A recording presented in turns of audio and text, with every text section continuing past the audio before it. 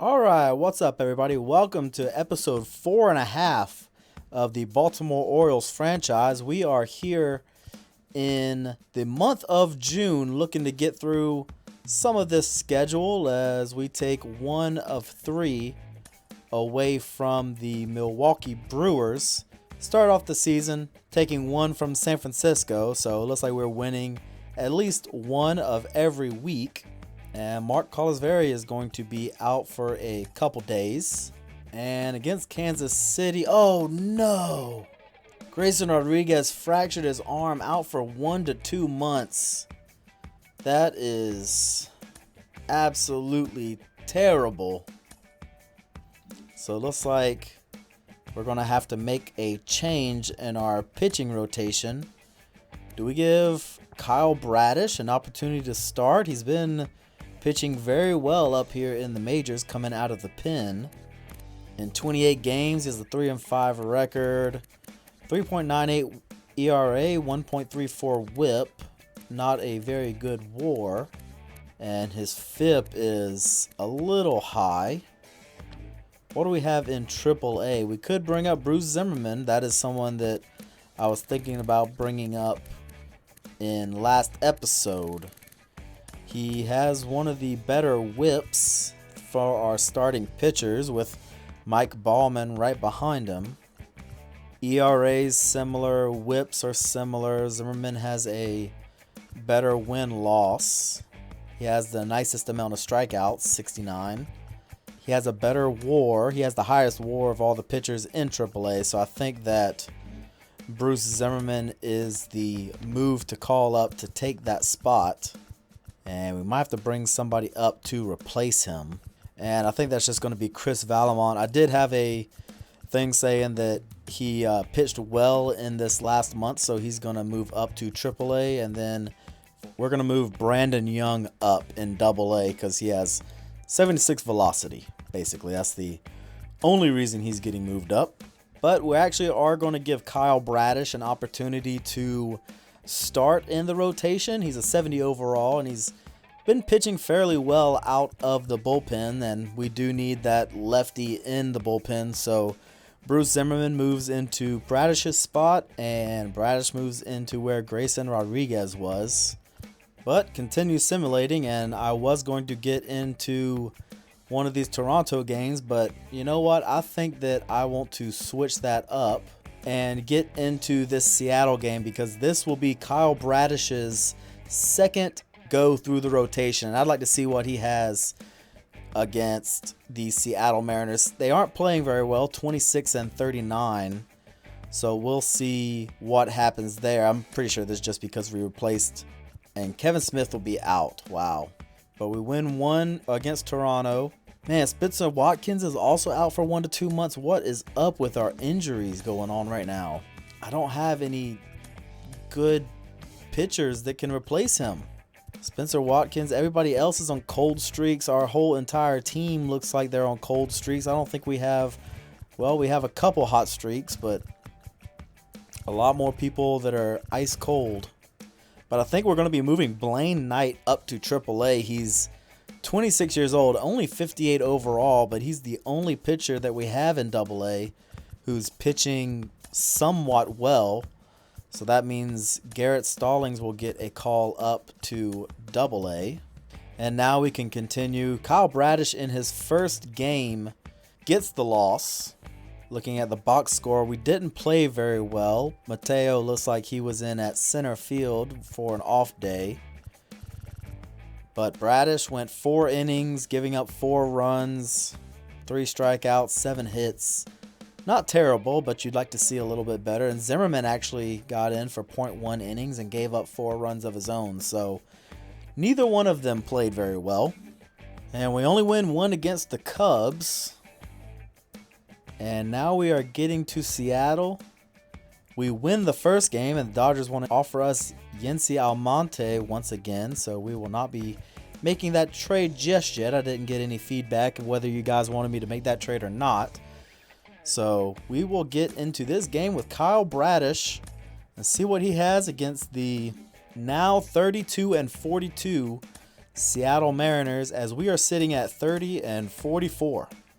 And I got a notification on this game that Jordan Westberg was getting a little impatient, so he's going to be getting the starting nod at third base, and this will give us a good chance to get a look at him, see if that first game that we had with him on opening day was a fluke or not. So y'all let me know if you think that after this game, whether he needs to go down to AAA to get a little bit more bats, him and Heston Kjerstad, who is going to be our DH for the game.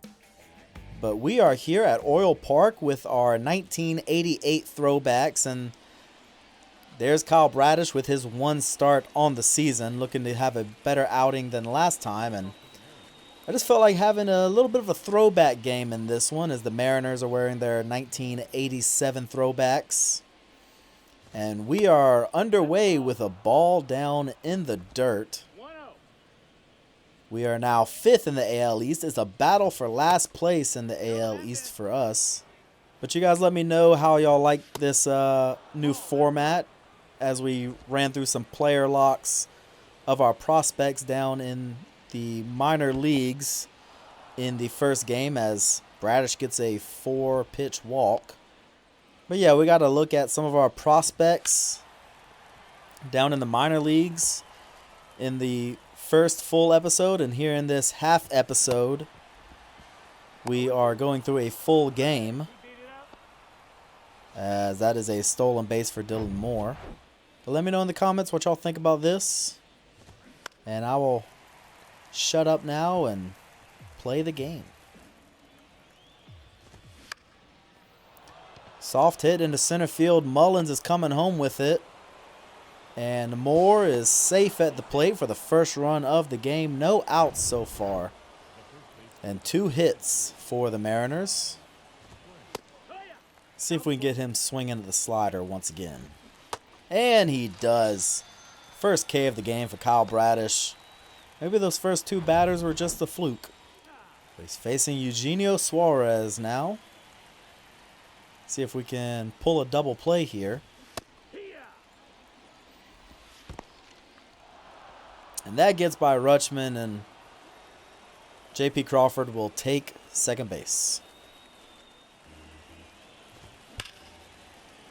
And that is hit hard, but straight to Mullins. And the runner won't advance for the second out of the first inning. Foul ball for Colton Wong. That's hit hard and just foul. Luckily foul. And up the middle, gets past Frazier. Mullins charging, throws it home. And another run will score for the Mariners, jumping out to a 2-0 lead here in the first inning. And got him with the curve. 2 strikeouts for Bradish in the first inning, but 2 runs do score on 2 hits for the Mariners. And the Orioles will see Luis Castillo on the mound. Through 9 starts, 2-2 record with a 3.25 ERA. With 43 strikeouts on the season, and we have Cedric Mullins stepping in to lead us off. 246 average for Mullins on the season. And he was an all-star in 2021, looking to get back to that form this season. And Cedric Mullins has a 3-1 count now, with Henderson waiting in the wings. Down the middle and on the ground to the third baseman, and that's the first out of the first inning. And in steps Gunnar Henderson, the rookie, hitting .227 on the season. And Castillo is up there at 100 miles an hour. That's going to be difficult to hit this game, especially on Hall of Fame difficulty, as I am way out in front of the 87-mile-an-hour changeup. And he got me swinging at the high heat. I just couldn't stay away from it. 98 miles an hour at my eyes. And Castillo has his first K of the game.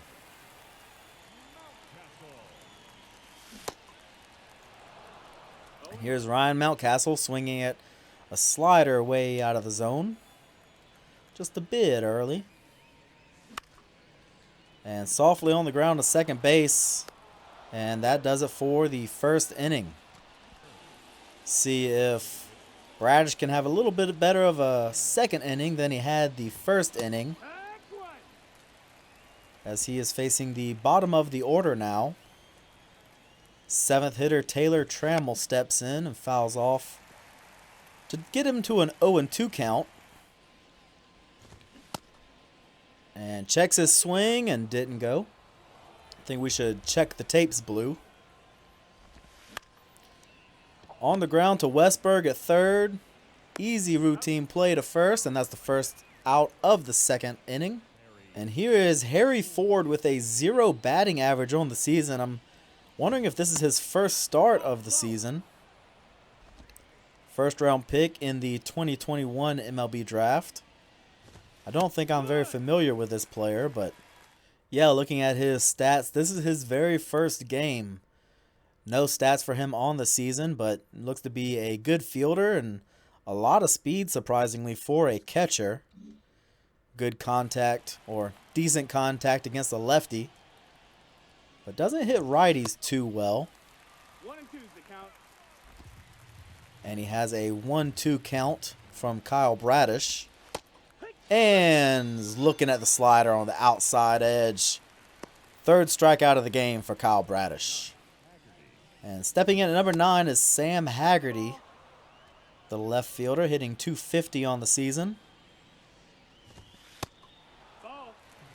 Kyle Bradish looking to end it right here, and that's off the hands, but very, very foul.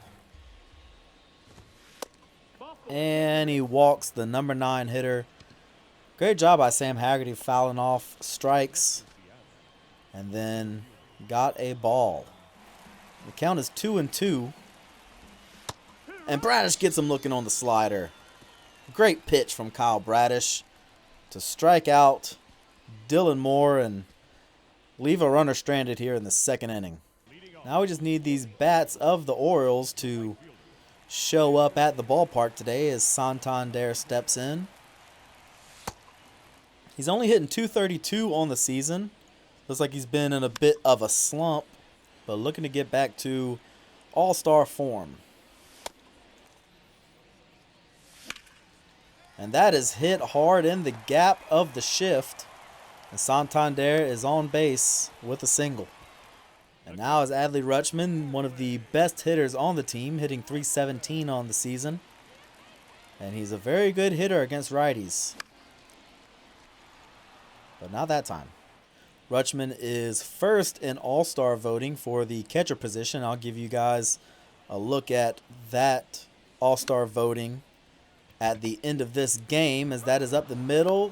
6-3 double play. Oh, man. Not what we wanted, but Adam Frazier steps in now with 2 outs here in the second inning. And I'm not swinging at very good pitches right now, but they're all borderline on the strike zone. Just trying to stay alive to extend the inning and get Castillo's pitch count up a little bit higher. Hoping maybe when we get to the 3rd, 4th, 5th inning, he'll be tired enough to get out of this game as he strikes out Adam Frazier to end the second. So we're here in the 3rd. Kyle Bradish, 50 pitches so far already, and that is just foul. He's been saved a bit by people being out in front of his fastballs and changeups. But he has 2 strikes now on J.P. Crawford. Looking to get his 5th strikeout of the game, I believe. On the ground to the shortstop, Henderson. To the first base, Mountcastle has him. First out of the inning. And in steps Ty France. And gets him swinging on the slider. That has been an out pitch for Kyle Bradish today, and that is his 5th strikeout of the game. And gets him swinging on the changeup for the 3rd out of the 3rd inning. So now we have Jordan Westberg standing in. 1 home run, 2 RBIs, only a .079 batting average on the season. He hasn't gotten much play time. But it said he was getting a bit antsy on the bench, so we put him in that starting lineup, and we'll see what he can do today. And it's going to be hard going against Luis Castillo.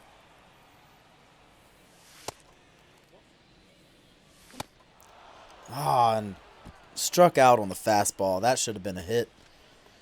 But Castillo's 3rd strikeout of the game, and it brings in Austin Hayes, left fielder, hitting 8th.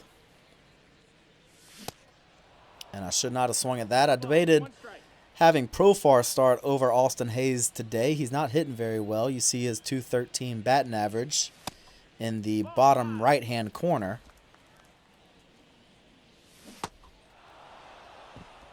And got me swinging at the changeup low. 4th strikeout of the day for Luis Castillo. And here's the man I really wanted to see, Heston Kjerstad. Ooh, that was ugly. But Heston Kjerstad hitting 173. He is on the bubble to get sent down to AAA, replaced by Franchy Cordero. If you didn't see the previous episode, I'm looking to get him just some more solid at-bats, and he can do that in AAA. I don't want to stagnate his and Jordan Westberg's development here in the majors when they could be developing in AAA, getting better at-bats and more at-bats as everyday players. And I should not have swung at that down there in the dirt. And that's the 3rd out of the 3rd inning. And Bradish will enter the 4th inning. He only pitched 4 innings in his last outing. We'll see if he can get a quality start under his belt. At least one. Oh my goodness, what are you swinging at, Colton? 7th strikeout of the inning is a horrendous looking one for Colton Wong. And that brings up Cole Calhoun, and Bradish is pitching better than I thought he would. He had a little bit of trouble there in the 1st inning. But ever since those first 2 batters, he has been looking very good here on the mound. As Mountcastle stabs that one out of the air for the 2nd out of the inning. Here in the 4th, Taylor Trammell steps in, 0 for 1. And pitch 78 on the full count is absolutely demolished by Taylor Trammell. See you later. And Seattle goes up 3-0. 430 on the distance with a 109.4 exit velo. He absolutely crushed that changeup. Remind me not to throw that changeup. That's the 2nd time that Bradish has missed high with that circle change. And that's hit into left field. Routine play for Hayes. And that will take us to the bottom half of the 4th. But Taylor Trammell extends this lead for the Mariners 3-0. So back to the leadoff here in the bottom of the 4th, looking to get a little something going. Castillo is at 39 pitches. And Mullins is 4th in All-Star voting for center field. Maybe with a good extra month he can get into 1st or 2nd, but not by striking out on 3 pitches. 6th strikeout for Luis Castillo. He was 0 for 5 in his last game. Maybe Henderson is someone that we drop down in the order. I had him at 2nd, hoping he could get a little bit more RBIs or runs scored, but that doesn't seem to be happening for him. Maybe we can drop him down to 5 or 6 and put someone else at number 2. But he works this to a 3-2, and he hasn't really gotten anything to hit so far. And hammered into right field, but too hard, and that is caught by Cole Calhoun on the line. So now Ryan Mountcastle steps in with 2 out. Man, it's a shame. Just a perfect hit ball. Just found the glove too fast. And got me swinging at a changeup. End of the 4th. And Bradish will stay in here to start the fifth off. 82 pitches for him so far. Depending on how this inning goes, this may be his last inning. But we'll see if he can get through this end and top of the lineup. Then maybe he can stay in, as that is singled up the middle by Haggerty. And it brings up Dylan Moore. Hit into right field. Santander is under it. Throws it to first, but Mountcastle doesn't cover. I remember that in the older games, the first baseman, you should actually stay on first base. You could get that 9-1 put out, but I guess they don't think anyone's going to do that anymore. Hell, I would. And that should have been a strike to J.P. Crawford. But the umpire doesn't like us this game, which is weird because we're playing at home. And hit hard into right field. Santander in pursuit. And he gets that in quickly. But Haggerty is down around to third base. And we have runners at the corners. And another hit into right field. And that'll score another run. And Seattle's up by 4. But we'll keep Bradish in for now.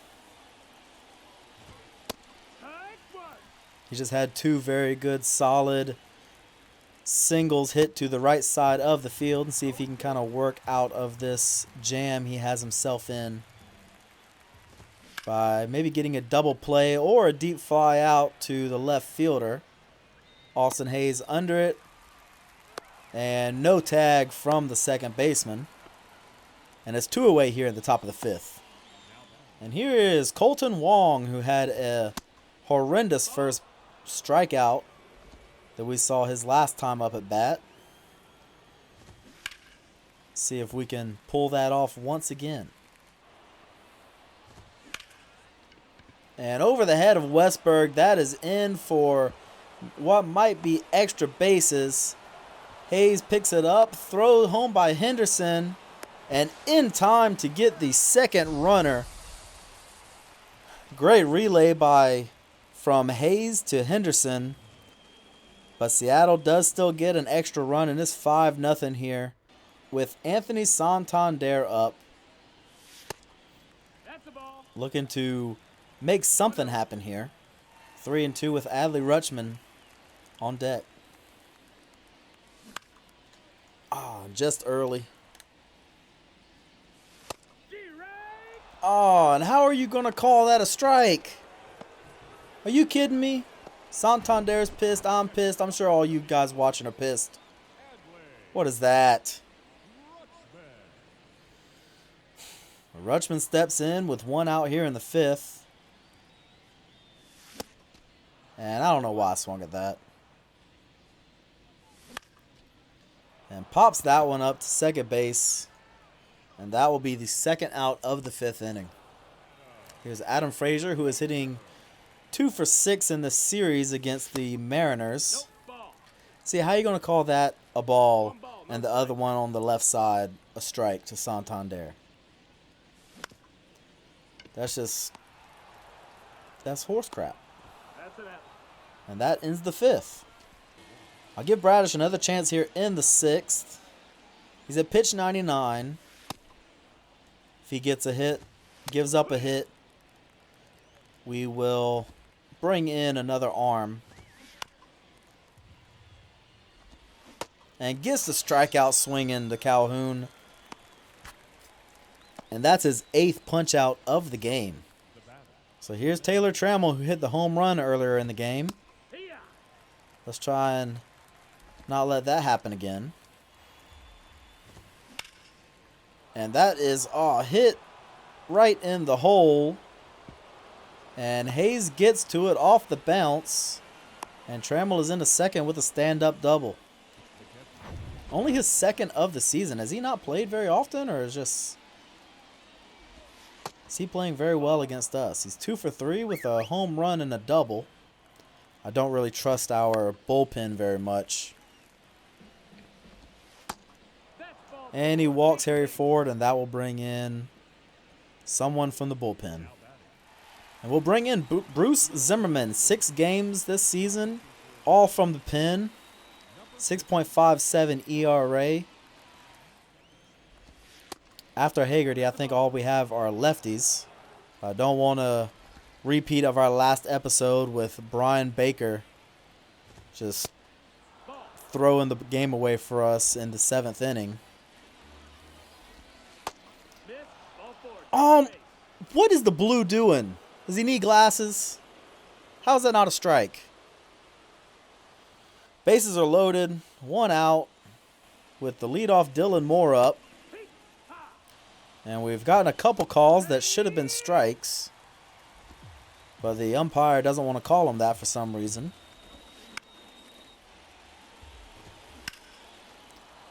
And that gets through second base. Santander throws it home. But just late up the line, and 2-run score for Seattle. Santander runs in, and he has the out, and there will be no tag from third. Second out of the 6th inning. Seattle still up 7-0. And in steps Ty France. And got him looking at the high and inside fastball, and that will do it here for the 6th. We're going to need to bring in someone else for the 7th. Luis Castillo stays in, and Jordan Westberg steps in to the batter's box, looking to get a rally started here in the 6th. We're not going to do it with that type of swing. Slow hopper down the line, and Westberg is retired. And now it's Austin Hayes' turn. Hit hard right to shortstop. And he is also retired. Second out of the 6th. And now's the DH, Heston Kjerstad. 0 for 1 on the game. 2 outs here in the bottom of the 6th. And out in front in the circle changeup. That is popped up deep to left field and caught by the left fielder. End of the 6th. And we bring in Dylan Tate here in the 7th. He has 25 games under his belt with a 2.45 ERA, and he's probably someone we should have brought in the 6th.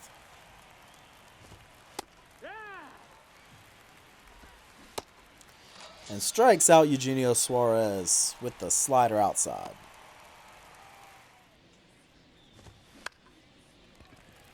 Popped up to shallow center field. Mullins runs in and has an easy out for the 2nd of the inning. And hit down the line and left. Hayes in pursuit, but it looks like that'll be a double at least for Cole Calhoun. And he's trying for third, and it is a wild throw getting in. And Cole Calhoun has a triple here in the 7th off of Dylan Tate. And Taylor Trammell's hit is caught by Mountcastle. Take us to the bottom of the 7th. With the top of the lineup due. Mullins, Henderson, Mountcastle. Luis Castillo has a 69 pitches thrown so far. Very nice. And why am I swinging at the first pitch? And that is just chopped up the middle, and Mullins is out. And Castillo has 1 hitter so far. I'm just not hitting very good this game. I don't know what is going on, but Gunnar Henderson is up. And bounced up the middle. And Henderson has a hit, and that's the 2nd for the Orioles today. Maybe they can get some excitement going here in the bottom of the 7th. With Ryan Mountcastle stepping in. And Henderson at first base. And I'm being a little bit more patient with someone on base. I want to hit one into left field. Or over the batter's eye. Or pop up to first base. So here is Anthony Santander. Luis Castillo at 80 pitches in the 7th. Outside ball. Santander, before Henderson got his first hit, was our only hit of the day. And that's bobbled at first, but it looks like it'll be the 3rd out of the 7th, and it is. Great game so far for Luis Castillo, and we are not having a good game at all. And Dylan Tate will stay in after throwing 9 pitches in the 7th, looking to work us out of this 8th inning with Harry Ford in the box. Hit up the middle. Can Frazier get to it? He can't. And that's a base hit for Harry Ford, his first major league hit.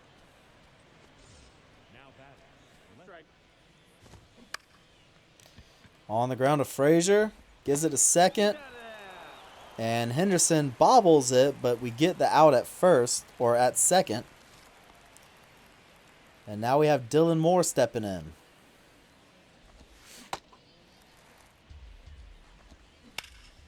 And a hard hit into right field on the ground. And a base hit for Dylan Moore. I believe that means we're going to make a change here in the bullpen and bring in Joey Kriebel.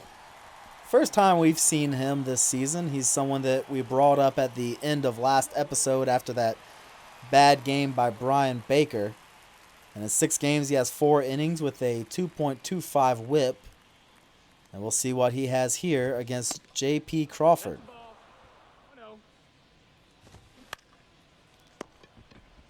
On to first, to short, back to first, and the 3-6-3 double play is complete. Great job by Joey Kriebel to get us out of that little predicament. And we're here in the bottom of the 8th looking to hopefully get Luis Castillo out of this game. He has been nothing but exceptional today. As Rutschman hits that into center field, but it looks like that is caught. And that is pretty much a perfect analogy of how this game has gone so far. See if Adam Frazier can... What is that? Are you kidding me? What? Okay. This game just doesn't want me to win today. I've come to that conclusion. This game just does not want me to win today. Jordan Westberg into shallow right center. And he has a base hit. But Austin Hayes is in with 2 outs here in the bottom of the 8th. I don't know if any of you guys have noticed, but on some of these cutscenes, it seems like my game is lagging. I don't know if maybe I need to delete some space on my PS4 or what is going on, but if anyone knows how to fix that, please let me know, because it is very annoying to see that. Austin Hayes high into shallow left field and caught for the end of the 8th. And we'll keep Joey Kriebel out there for the 9th. He did a good job in the 8th cleaning up the mess by Dylan Tate. And Ty France with a broken bat hit straight back to Kriebel, and that's the first out of the 9th. And hit hard by Suarez into left field. But Hayes is under it. The second out of the 9th. And I'm impressed with Joey Kriebel. Maybe we give him a little bit more innings whenever we get a chance to. I don't think as many of these is missing as they think they are. As that is caught by Santander and right. And we have one more opportunity here in the bottom of the 9th to try and come back against the Seattle Mariners. 7-0. We start off with Heston Kjerstad. And Seattle is going to keep Luis Castillo in. Maybe we can get some hits here as he is nearing 100 pitches on the day. Or he's just going to have a complete game against us. But Heston Kjerstad has a hit into left center, and he is rounding first, going to second. That is in the hole there in left center, and he has a double to lead off this bottom of the ninth. Great hit by Heston Kjerstad, his 6th of the season, and we were in dire need of that as Cedric Mullins, the leadoff batter, steps in. And that is popped up to right field, and that's going to be off the wall. And Mullins is in at second, and a run has scored. And Baltimore is on the board with an RBI double from Cedric Mullins. And that was hit a mile in the air. If there was a little bit more wind, that may have been out of the stadium. And the Mariners finally make a change. And they bring in Matt Brash, who has 18 games and 7.31 ERA. So maybe we can get a little something going against him with Gunnar Henderson here with no outs in the ninth. And softly hit to the right side, and Henderson is retired. But Mullins does advance to third, and now it is Ryan Mountcastle's turn. And it's 1-2 now. And a little bit behind the fastball, and that's the second out of the ninth. And Anthony Santander may be the last at-bat for us here in the bottom of the ninth. Santander 1 for 3 on the day. And just stays alive with the slider fouled off. And he crushes that one. Santa Maria, that ball is gone into center field, and that makes the deficit 4 now. 427 feet on the homer for Anthony Santander, his 13th homer on the season. And that ball was absolutely murdered. And maybe this is a comeback now for Baltimore. So Adley Rutschman is sitting 1-0. And that is hit into right center and caught, and that is the game. Seattle Mariners walk out of Oriole Park with the win, 7-3. And we just had a problem today hitting Luis Castillo. We got 6 total hits compared to Seattle's 12. Anthony Santander was the only person with multiple hits on the game. Kjerstad actually was able to get a hit, as was Westberg. But I'm still thinking that I'd like to move them down to AAA to get some more quality at-bats down there. Bradish pitched okay, 5.1 innings. He gave up 7 earned runs, but 8 strikeouts. Zimmerman came in for 0.2 innings and did okay. Tate, Kriebel, both of them pitched very well. I'm very happy with them. And Seattle just absolutely crushed our pitching. And we just couldn't do anything against Luis Castillo. He went 8 innings, 8 strikeouts, gave up 5 hits. And the only time we did anything was against Matt Brash in the 9th inning. And I was going to end this series after that game, but I do want to take us into this last set of scouting. I'm pretty sure that the draft day is in 14 days. So draft day will be, I believe, on the 6th or the 7th. So I want to take us into July 2nd, show you guys some of the top prospects that I'm thinking about, show you a direction that we can go in. And then next episode, we will have our draft. We will have the home run derby if we have anyone in it, and the all-star game. And we'll get to play the AA and AAA all-star games because I'm fairly certain that we will have some guys in those games.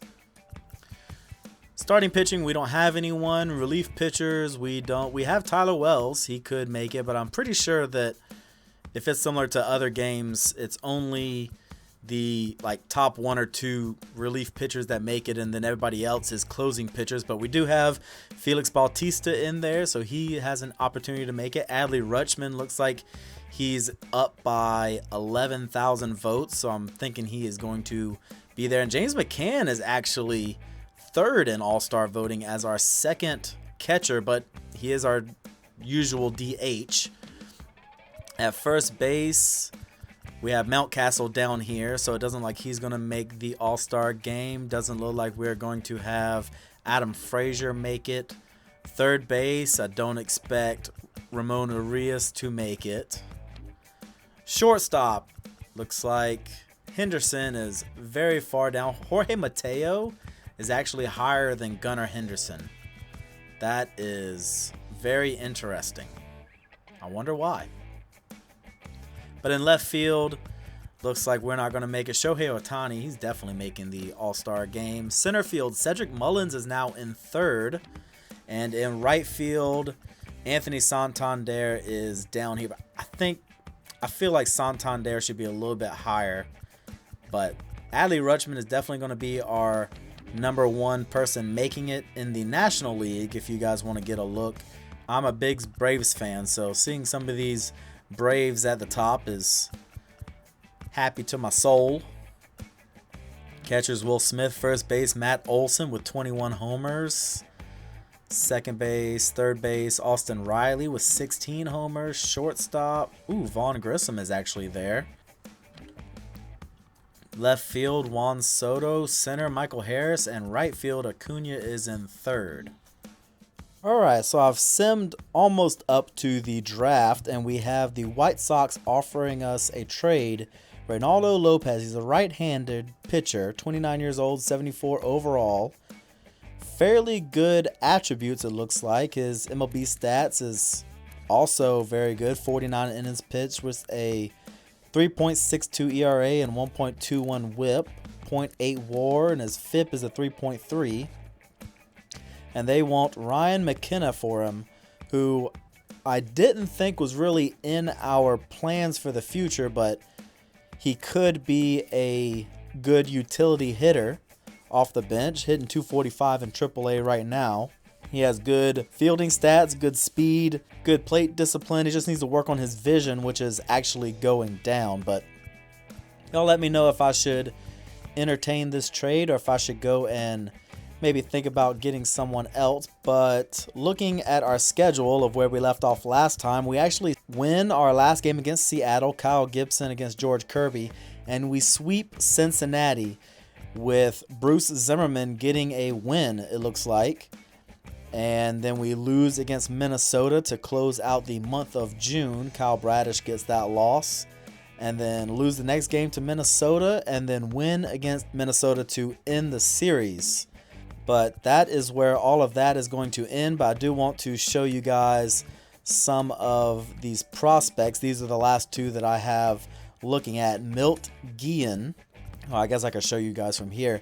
Right fielder, very good hitter, very good fielder, it looks like. He's 18 years old. He's someone who can make the team very quickly. He's a switch hitter, so I always love switch hitters. It's easier to hit with, but we only know 45% of his scouting. He's also our 82nd draft rank compared to MLB's 89. And then someone that we could take with our first pick, he's a first baseman, so I don't know how important this would be for us, but James Sciambi is a very good hitter out of Washington, D.C. Not a very good fielder, but could definitely work as our DH. He's also 18 years old.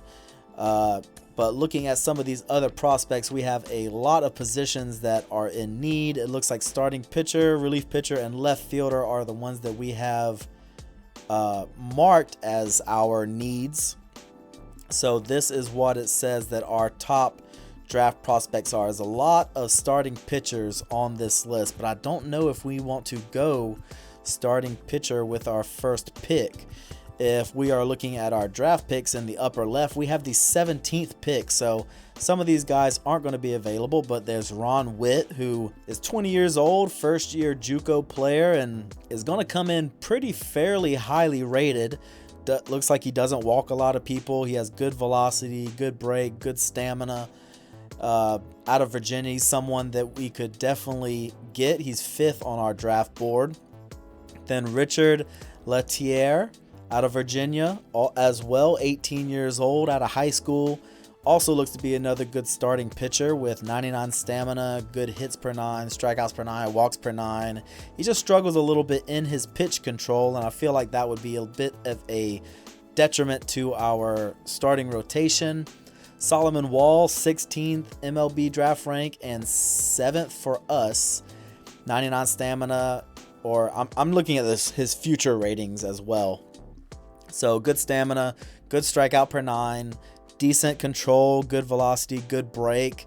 Another 18-year-old. There's a lot of 18-year-old starting pitchers in this draft.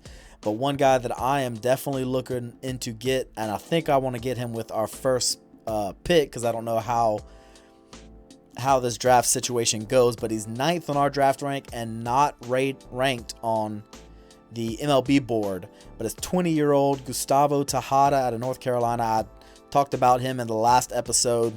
It looks like he is exceptional at everything except his pitch control and his strikeouts.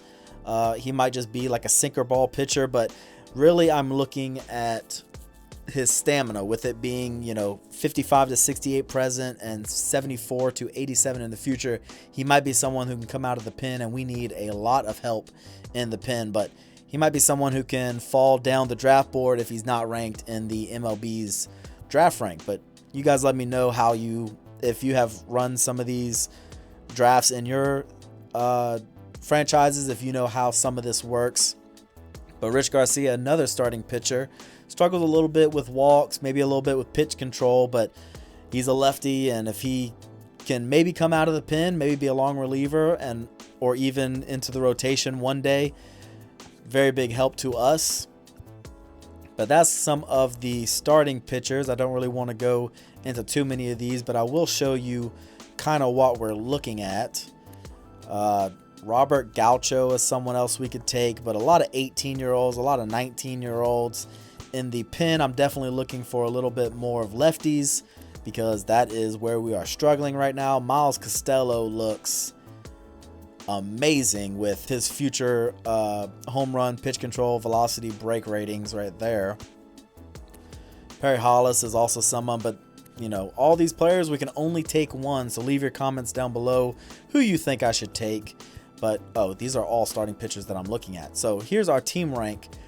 Our second on our board is Richie Marin. I don't think we're going to have an opportunity to get him. He is the 3rd in MLB draft ranking, so I don't think we're going to have a chance at any of these guys. But Ron Witt's someone we could have a chance at. Latier, someone.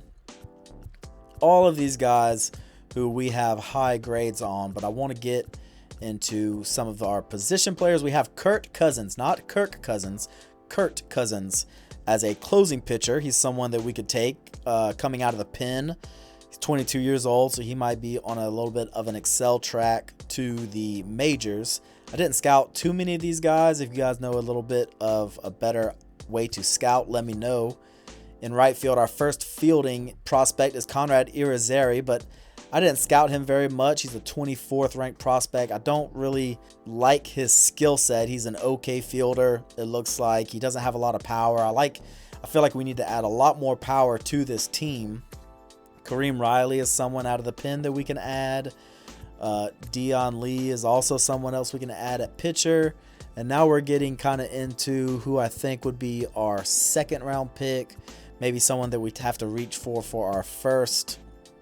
But Chester Kuhn is someone that I wouldn't mind getting as well. He's a lefty coming out of the pen, the drill. And then this is a guy that I'm really looking forward into maybe getting, Buddy Fitzgerald, 18-year-old, hits right. He's 30th on our draft rank, so he might not be there whenever we draft.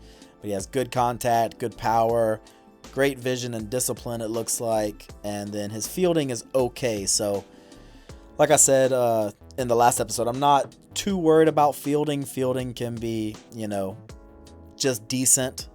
So I'm a lot more worried about their hitting, especially that they come in as a hitter to begin with.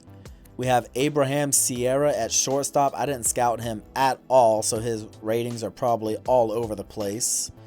But going by positions, at catchers, there's one guy that I was looking into, and that is Ivan Zambrano. He's a later draft pick. He's probably not going to be someone who makes the team immediately, probably have to work his way up, but He's a switch hitter. He has some pop. He's a good fielder, decent arm strength. So he's someone that I could see us taking with our 5th or 6th round pick.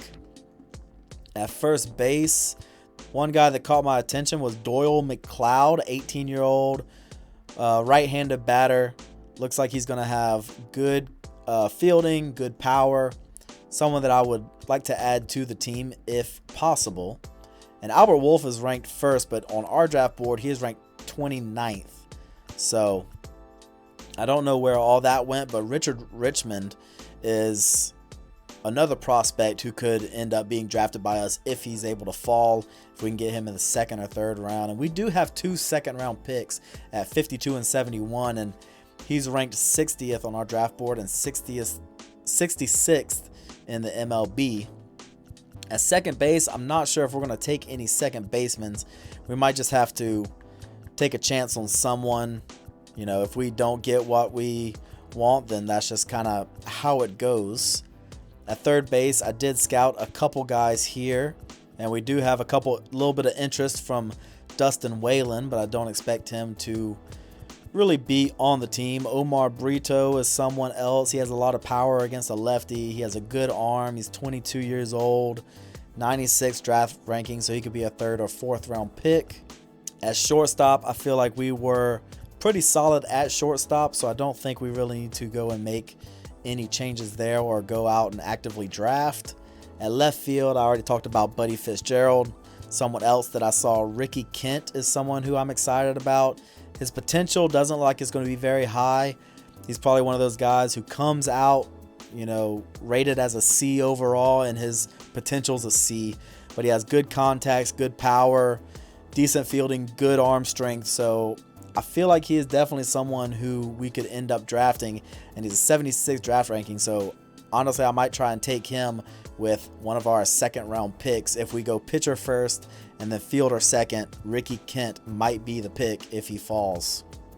Then I have another few guys that are just here, kind of sporadically scouted.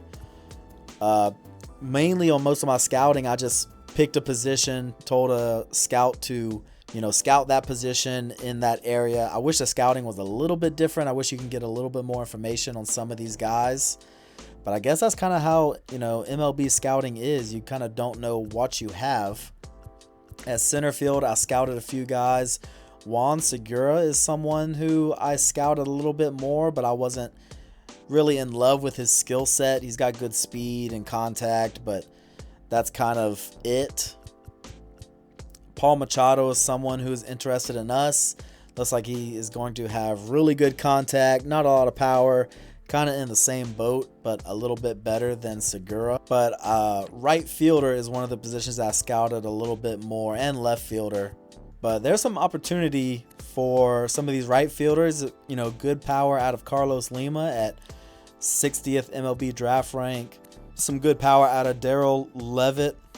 But looking at some of these prospects, there are some that are not ranked on the MLB draft board who we have ranked, like Gustavo Tejada. But you guys like Damian Weaver, a starting pitcher. But you guys let me know what y'all think that I should go after into the draft. And that is going to wrap it up for this episode. And next episode, we will have the MLB draft. We will have our All-Star game, finish out July. After that episode, I may, you know, speed through the rest of this season to try and get to the off season, as we are right now sitting last in the American League East at 10.5 games back. I don't think it's going to be a close race for us to get into the wild card, as we are 8.5 games back. But I hope I see you all next time. Like the video if you enjoyed the content. Subscribe to the channel and leave your comments down below what you think we should go after in the draft, how you're liking the series, and I will hope to see you all next time. Have a wonderful day.